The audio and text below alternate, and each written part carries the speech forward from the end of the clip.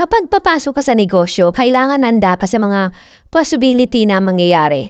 Unang-una, andyan yung mapapagod ka, mapupuyat ka, at minsan malulugi ka.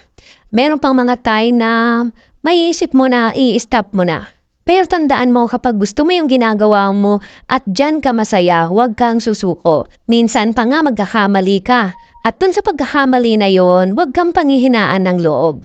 Gawin mong inspirasyon na bawat pagkakamali may kapalit na pagtama ng iyong mali.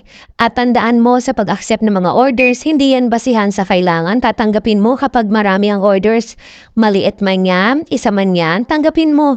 Kasi parang chismis yan eh. Kapag natikman na masarap ang binibenta mo, dun mag-uumpisa na ikakalat na masarap ang produkto mo. Mahal man ang mga ingredients na ginagamit natin, tandaan i-maintain natin ang quality, kalinisan at syempre, pagtitiwala sa Diyos. Dahil walang imposible lalo na kapag madiskarte ka. Magandang araw sa ating lahat. Follow, like, and share only from Chang's Kitchen.